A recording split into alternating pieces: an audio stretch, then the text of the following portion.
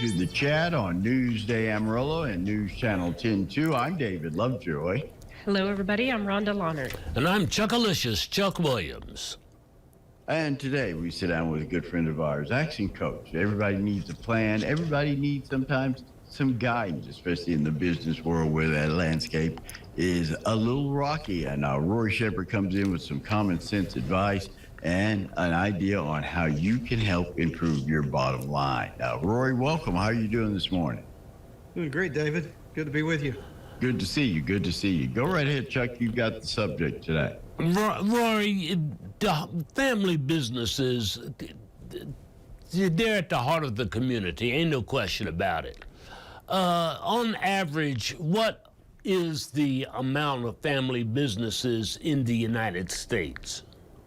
So that's a great question, Chuck. So we know that there's somewhere around 33 million family businesses in the United States. About 90% of all businesses are family-owned, operated businesses that, and even the big businesses that we know of, whether it's the Apples or the Microsofts or whatever, right, started as a couple of guys in a garage going, we can get something going here.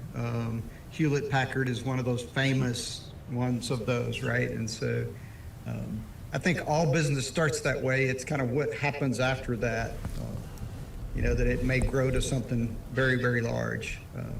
I had the opportunity, not because it was intentional, but just because I kind of love the way family business worked, that I got to work for some phenomenal, very large businesses that were family owned and operated, whether it's H-E-B Grocery Company or Whataburger for 70 years, right? I mean, those right, are iconic brands in the state of Texas that were family owned, had a heart for the community, but also had to think about what's the family legacy? How are we going to manage this as we move forward?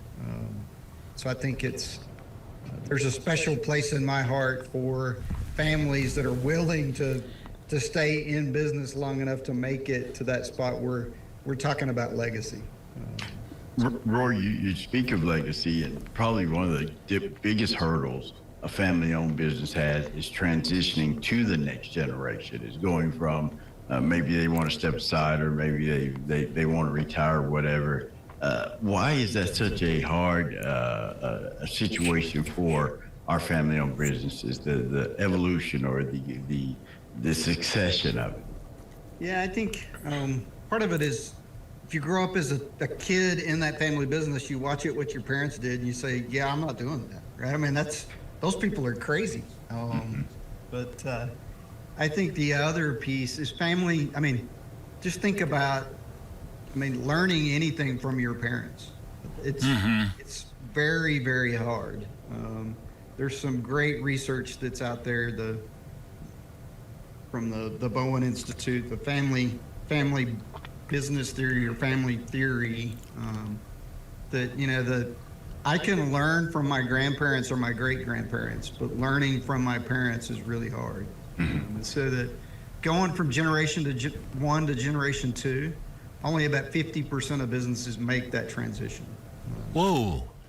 And then when you get down to, generation 3 to 4 or 5 to 6, something like that, you're way under 10% for that 3 to 4. You're under 1% for that getting into the 5th, 6th, 7th generation, just because either that second generation grew up kind of spoiled, right, by the success of generation 1 and doesn't work as hard, or they don't understand, didn't get the benefit of learning the business the way their parents did, and their parents expected them to know it at the same level they do, even though they don't have the 25 or 30 years of experience going through it. And so I would tell you that that's a hard conversation to have, and I have it all the time with, the older generation of, well, your legacy may not be the four walls of the business. The legacy that you need to pass down is your business acumen or your character or the impact that you have in the community. And don't attach it to the four walls of the family business, but maybe you ought to sell that business and buy something that your child can run, right? Where's their passion? Yeah, yeah, that's a tough one. Find out, like you said, you see that a lot where the son or daughter is like, I don't want to do that. I don't want to follow in those footsteps. My interests lie other places, and that's always like Rory said, that's always a big hiccup or a big step that kills that generational thing. But you have seen it. You just make an example.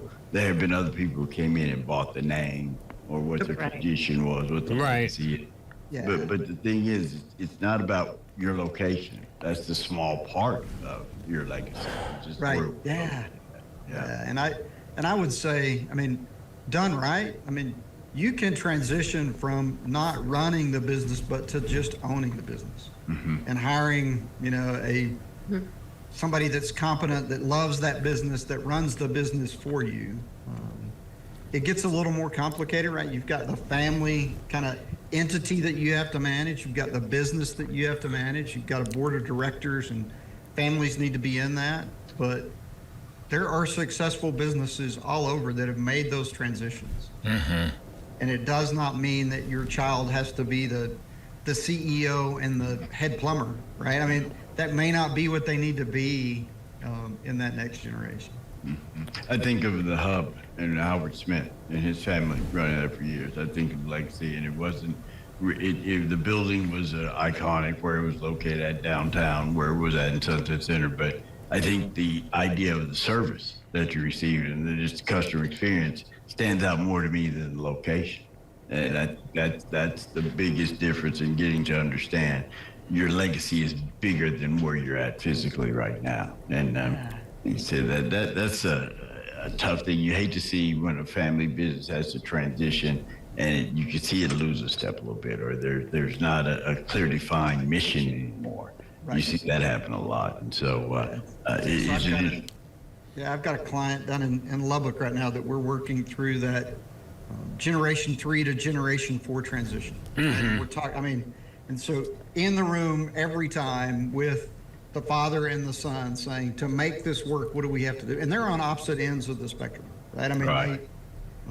If I say black, you say white. If I say, slow, you say fast, right? I mean, almost everything, they're on opposite ends of the spectrum, but we're in the room together going, for this to transition, what do we need to do? And I think, there's power in just being willing to be in the room and in conversation.